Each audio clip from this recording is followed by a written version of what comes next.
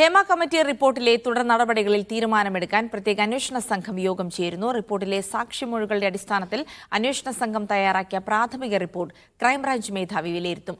2 ആഴ്ചയ്ക്കകം സർക്കാരിന് അന്തിമ റിപ്പോർട്ട് സമർപ്പിക്കാനാണ് നീക്കം.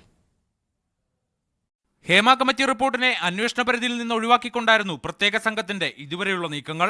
എന്നാൽ ഹൈക്കോടതിയുടെ ഇടപെടൽ വന്നതോടെയാണ് റിപ്പോർട്ടിന്റെ പൂർണ്ണരൂപം സാംസ്കാരിക വകുപ്പ് സെക്രട്ടറി അന്വേഷണ സംഘത്തിന് കൈമാറിയത്. റിപ്പോർട്ട് ലഭിച്ചുടൻ തന്നെ ഇത് 4 ഭാഗങ്ങളായി സംഘത്തിലെ 4 വനിതാ IPS ഉദ്യോഗസ്ഥർക്ക് ക്രൈംബ്രാഞ്ച് മേധാവി H. വെങ്കടേഷ് വീതിച്ചു നൽകി. ഈ ഭാഗങ്ങൾ വായിച്ച ഉദ്യോഗസ്ഥർ ഇന്ന് വിശദ റിപ്പോർട്ട് ക്രൈംബ്രാഞ്ച് മേധാവിക്ക് കൈമാറിയിട്ടുണ്ട്. ഹേമ കമ്മിറ്റിക്ക് മുൻപാകെ ലഭിച്ച സാക്ഷിമൊഴികളിൽ സ്വമേധയാ കേസെടുക്കാൻ കഴിയുമോ എന്നതിലാണ് പ്രധാനമായും തീരുമാനമുണ്ടാവുക. എല്ലാ മൊഴികളിലും കേസെടുക്കാൻ കഴിയില്ലെങ്കിലും പോക്സോ കുറ്റകൃത്യങ്ങളിൽ സ്വമേധയാ കേസെടുക്കാനുള്ള ആലോചന നടക്കുന്നുണ്ട്. കമ്മിറ്റിക്ക് മുൻപാകെ മൊഴികൾ നൽകി 56 സാക്ഷികളുടെ മൊഴികൾ രേഖപ്പെടുത്തേണ്ടത് എങ്ങനെയെന്ന കാര്യത്തിലും തീരുമാനമുണ്ടാകും. ഇതിനിടെ അന്വേഷണ സംഘ രൂപീകരണത്തിനെതിരെ പ്രതിപക്ഷ നേതാവ് രംഗത്തെത്തി. സർക്കാർ വനിതാ ഉദ്യോഗസ്ഥരുടെ നേതൃത്വത്തിൽ അന്വേഷണം പ്രഖ്യാപിച്ചു. പക്ഷേ അതിൻ്റെ കൂടെ മെയിലായിട്ടുള്ള ഉദ്യോഗസ്ഥന്മാരെ കൂടി അതിൻ്റെ കൂടെ വെച്ചു. സർക്കാർ ഇപ്പോഴും ഇരകളോടൊപ്പം അല്ല, അവർ വേട്ടക്കാരോടൊപ്പമാണ്. അവരെ എങ്ങനെ സംരക്ഷിക്കാൻ പറ്റും എന്നതിനെക്കുറിച്ചാണ് സർക്കാർ ഗവേഷണം നടത്തിക്കൊണ്ടിരിക്കുന്നത്. തുടർ നടപടികൾ പൂർത്തിയാക്കി 2 ആഴ്ചക്കകം സർക്കാരിന് റിപ്പോർട്ട് സമർപ്പിക്കണമെന്നാണ് അന്വേഷണ സംഘത്തിന് ലഭിച്ചിരിക്കുന്ന നിർദ്ദേശം.